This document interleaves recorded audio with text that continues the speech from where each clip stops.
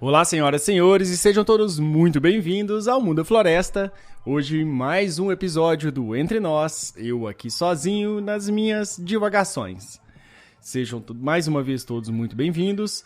Já vou fazer a nossa chamada para o nosso apoio, né? Nosso Apoia-se, que é a forma que a gente tem de manter esse podcast funcionando. Qualquer 10 reaisinhos que vocês tiverem para contribuir por mês já ajuda demais a gente, já mantém a gente comprando equipamento e pagando servidores e tudo mais. Agradeço demais vocês, quem não puder também, claro, confiram nossos canais tanto no Spotify quanto no YouTube. Sempre lembrem-se de deixar like, deixar avaliações, comentários, isso ajuda muito a gente a chegar em mais pessoas.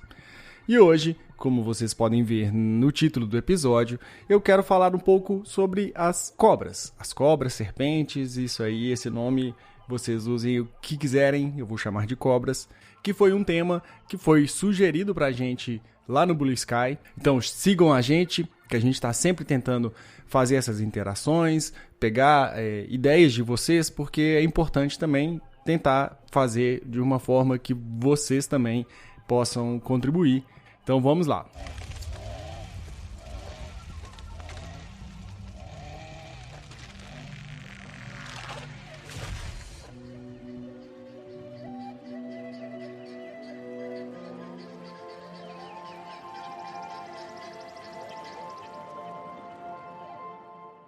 Bom, eu acho que todo mundo que já é um Muda Florester, que já escuta o Muda Floresta há um bom tempo, sabe que a gente fala e repete várias vezes o tanto de que nós mesmos fazemos parte de um sistema muito elaborado. E claro que não seria diferente para as cobras. Elas têm papéis importantíssimos nos ciclos naturais como predadoras, assim como nós temos o nosso papel, elas também têm o papel delas.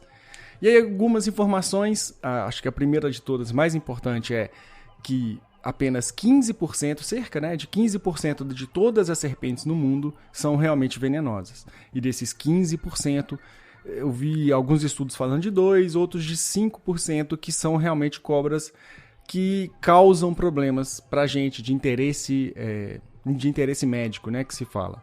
Então começa por aí, para a gente entender que não existe isso de cobra malvada e que nem toda cobra, ou praticamente nenhuma, vai ter essa intenção de querer te envenenar e de querer te matar.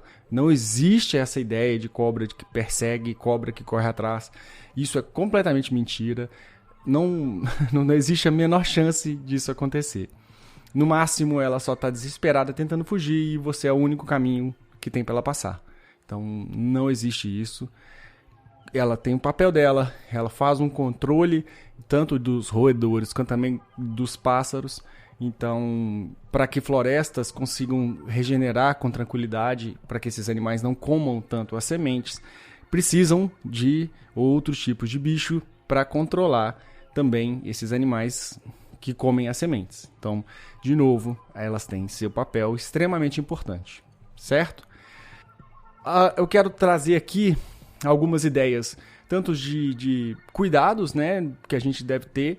Eu aqui no sítio já há quase 10 anos, já completou, na verdade, 10 anos.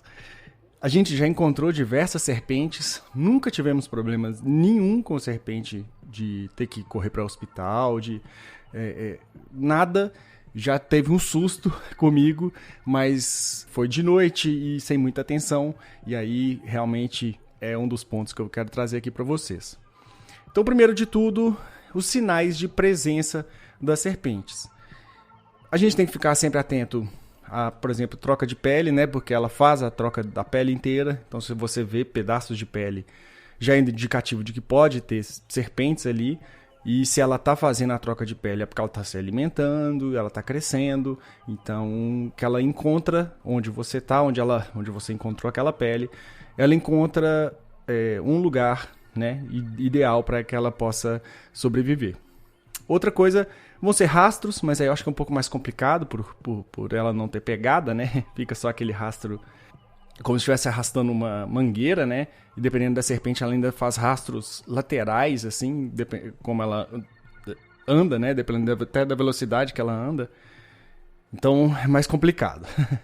Mas outra coisa que é muito legal, e quem está prestando atenção consegue ver isso, é que os pássaros costumam avisar sobre serpentes. Então, desde quero-queros, bem-te-vis, corujas, aqui em casa, por exemplo, as siriemas. Então a gente consegue saber que elas estão caçando, e até meus cachorros, já vi eles latindo lá no canil. Chego lá, tem uma cascavel perto fazendo barulho e eles desesperados avisando, né? Então, ficar sempre atento a esses tipos de aviso. E claro, o básico do básico sempre será evitar pilhas de lenhas ou entulhos jogados. Eu sei que sítio é difícil, eu tô falando isso e eu sei que eu tenho aqui em casa esses cantos assim, que é difícil de sítio, né? Ainda mais sítio maior. Mas quando você for mexer nesse tipo de lugares bagunçados assim, nunca botar a mão sem luva em qualquer lugar. Sempre, sempre, sempre com luva ou um pedaço de madeira, ou igual eu uso uma foice mais alongada, então eu cutuco com a foice antes, porque aí não é só as serpentes, né? Podem ter outros tipos de insetos e aracnídeos, né? Então é bom tomar cuidado. E no meu caso aqui, os tipos de serpentes que eu tenho, elas ficam um pouco mais ativas no período da seca, no começo do período da seca, na verdade, que são as cascavéis e as jararacas. Eu já consigo, então, nesse meu cuidado no dia a dia, saber a época que elas estão mais suscetíveis de aparecer.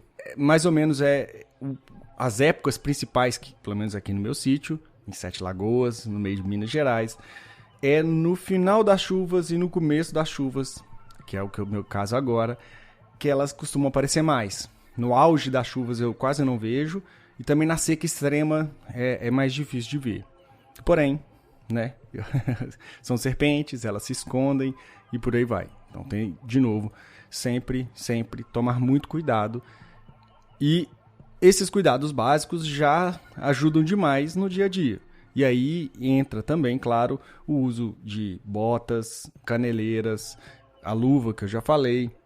E uma prática que eu tenho e que eu faço isso em qualquer lugar que eu tô, que já virou rotina, é o famoso bater a bota antes de calçar ela. Então, também tem todo uma dia a dia para você evitar acidentes. E, mesmo assim, sempre atento, sempre vigilante, porque elas vão aparecer de todo jeito.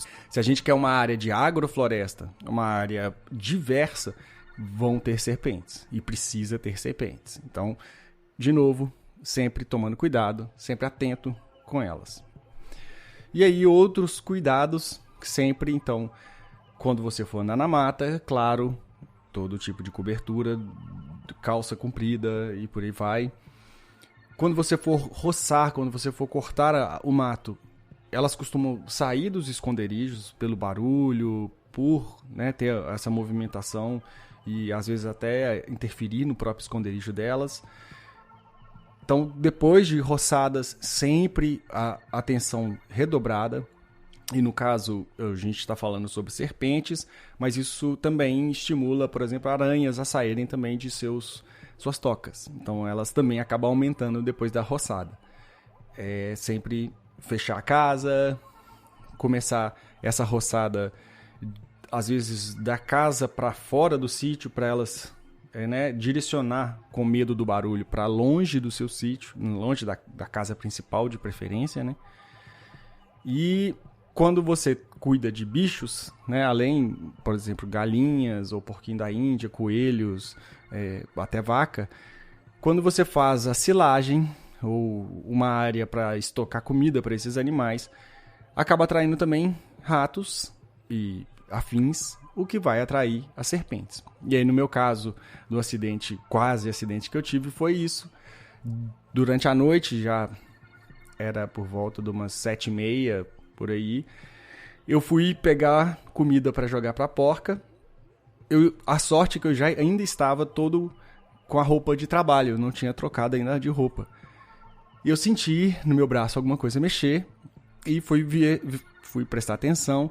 Era uma jararaca que estava perto do pote de comida, né, de ração de porco, e chegou a pegar na minha blusa, chegou a dar um bote na minha blusa. Por muita sorte, né, a blusa mais grossa e larga, outra coisa boa também, não chegou a me morder mesmo, me picar, né? Então foi uma sorte que eu tive, uma falta de atenção, mas também tive sorte de estar ainda com manga comprida e por aí vai. Se eu não tivesse, provavelmente ela teria acertado meu braço.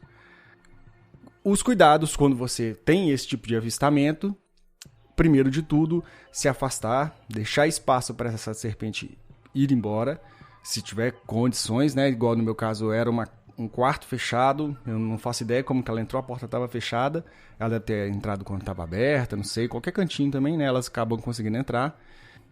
Mas nesses casos, então, a gente sempre tentar afastar, deixar espaço para ela, silêncio, para ela não ficar estressada, ela não querer tentar te dar o bote, então ela realmente tentar fugir, porque quando você faz muito barulho e assusta ela demais, ela vai entrar no modo defensivo e vai tentar ficar parada, dando bote até no ar.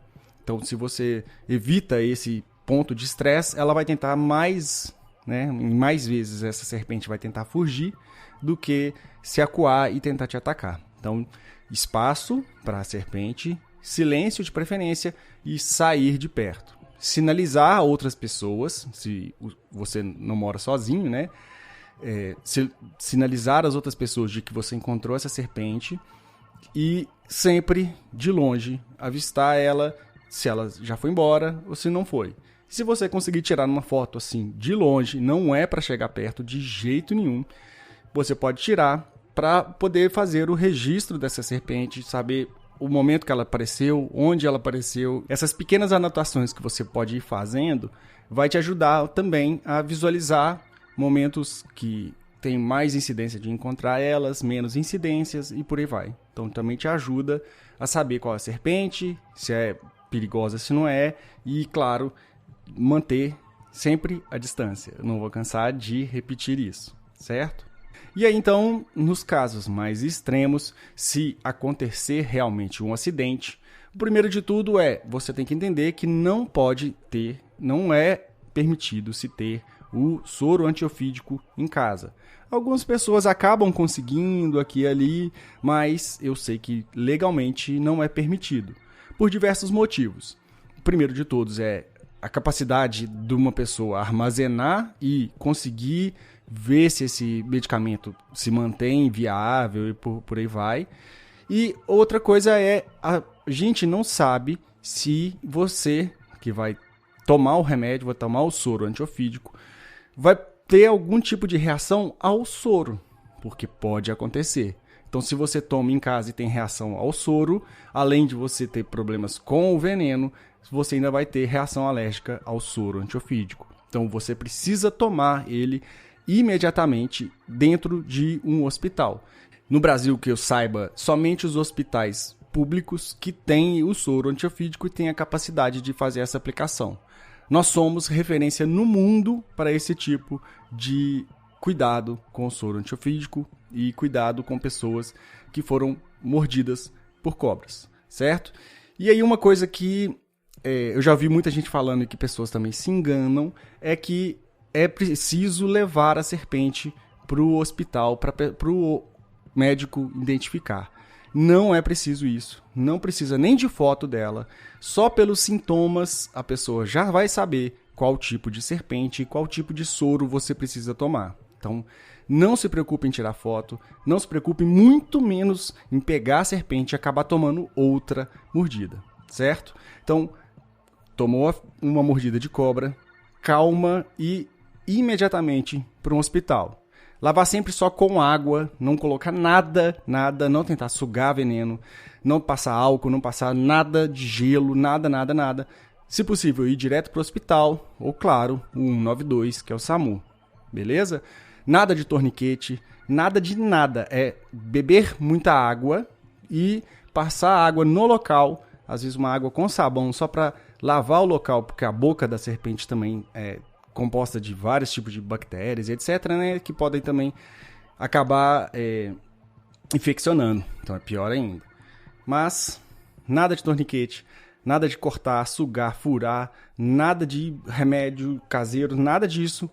É imediatamente tomar muita água, muita calma e ir para o hospital tomar diretamente o soro.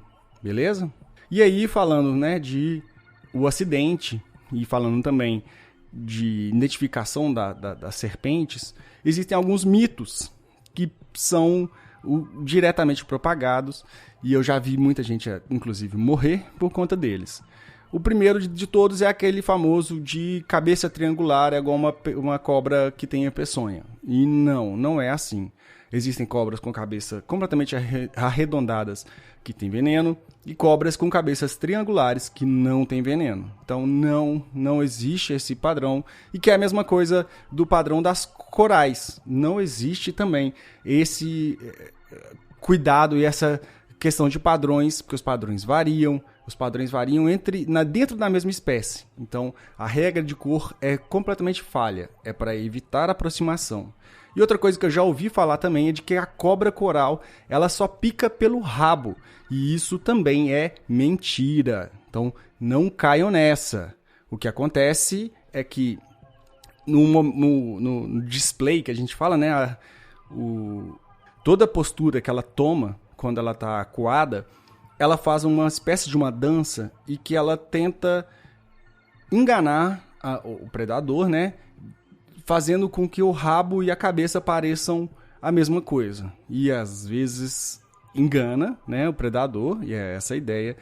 E alguém olhou isso e achou que a cabeça e o rabo era a mesma coisa e que ela picava pelo rabo e já vi gente morrer por conta de mordida de coral, assim, achando que está segurando a cabeça e o problema é o rabo. E morreu. Acontece. Então tomem cuidado, não brinquem, não peguem na mão de jeito nenhum para identificar. De novo, fotos só de longe e deem espaço para elas, com muito cuidado, muito carinho. Vocês não terão nenhum problema. Então, um checklist rapidinho, só para a gente finalizar esse episódio. Serão, primeiro, claro, sempre, todos os dias, o EPI básico. Perneiras, bota, até óculos se for possível. E a luva, quando for mexer em áreas há muito tempo que não se mexe, por aí vai, sempre usar um pedaço de pau ou a luva para cutucar essas áreas antes de colocar a mãozinha, certo? E na lida diária, claro, nesse caso, por exemplo, quando eu entrei no galpão, eu devia estar com uma lanterna, eu não estava. Quer dizer, na verdade eu estava com a lanterna do celular. E aí no momento que eu fui pegar a comida para a porca, eu deixei o celular perto, assim no chão, próximo da serpente. Então no escuro eu peguei a comida, foi quando ela chegou a morder minha blusa. E aí eu peguei a lanterna de novo e vi que era uma serpente. Então agora eu não entro antes de observar, olho com calma todos os cantos para não ter de novo esse tipo de acidente. E se acontecer qualquer tipo de acidente, muita água, ligar direto para o SUS local, para o 192 e ir direto para o posto e para o hospital mais próximo, público, porque os hospitais públicos são os que são os mais capacitados e quem tem essa permissão e tudo mais com o soro antiofídico para poder aplicar ele. Beleza? Então, eu acho que é isso. Tentei dar um panorama, né? um apegado em tudo sobre serpentes. Se ficou faltando alguma coisa aí, por favor, né? Podem comentar, podem perguntar. Farei questão de responder a todos vocês. E eu acho que é isso. Tomem cuidado. Acho que é esse que é o fim da meada do episódio. Então, tomem muito cuidado. Respeitem os animais, que eles também não têm a menor intenção, né? Eu vou falar a última vez, mas aqui, por exemplo, eu já manejei cascavéis, por exemplo, que elas não deram nenhum bote. Eu fiquei assim 15 minutos tentando manejar ela não deu nenhum bote. Ela chega a sacudir o rabo, fazer barulho, né, para chamar a atenção, mas ela não deu nenhum bote. Ela só estava avisando para não mexer com ela. Eu esperei ela ir embora, ela foi embora tranquilamente e não tivemos nenhum problema. Tá? Então, eu acho que é isso, é respeitar, entender, ouvir. A gente tem algumas espécies, tanto a jararaca quanto a cascavel, por exemplo, que elas, né, sacodem o rabo. A cascavel tem o chocalho, a jararaca não, mas ela bate, né, o rabo no chão. Ela faz um barulho muito parecido com a cascavel. Então é atenção, ouvidos sempre atentos, respeito aos animais e muito cuidado, certo? Acho que é isso. Muito obrigado a todos vocês que nos ouviram até aqui e até a próxima.